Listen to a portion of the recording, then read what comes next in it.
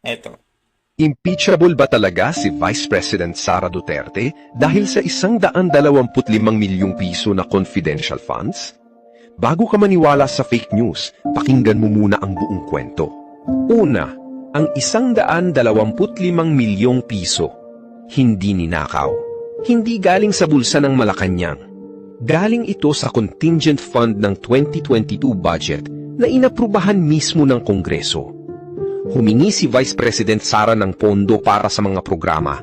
Pumayag ang DBM, inaprubahan ng Malacanang. Lahat dokumentado. Pangalawa, ginastos daw sa loob ng 11 araw. Walang batas na nagsasabing bawal yon. Kahit ang auditor ng COA ay umamin, walang prohibition. Statement of fact lang, hindi violation.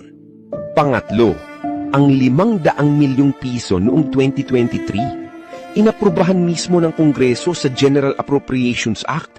Bakit hindi kinwestiyon noon? Saka palang magtatanong? Pang-apat, ang COA disallowance.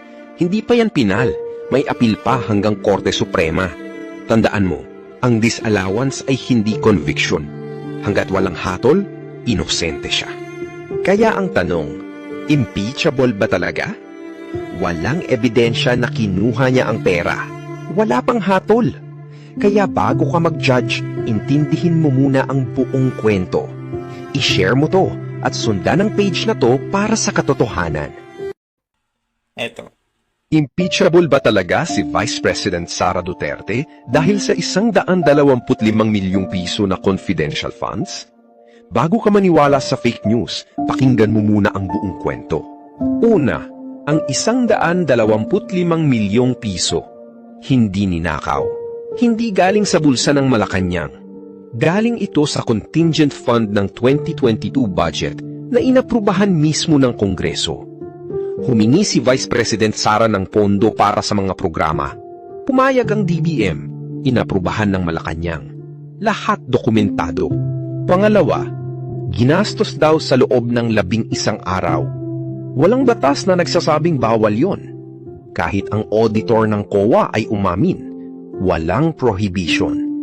Statement of fact lang, hindi violation. Pangatlo, ang 500 milyong piso noong 2023, inaprubahan mismo ng Kongreso sa General Appropriations Act. Bakit hindi kinwestiyon noon? Saka palang magtatanong? Pang-apat, ang COA disallowance. Hindi pa yan pinal, may apil pa hanggang Korte Suprema. Tandaan mo, ang disallowance ay hindi conviction.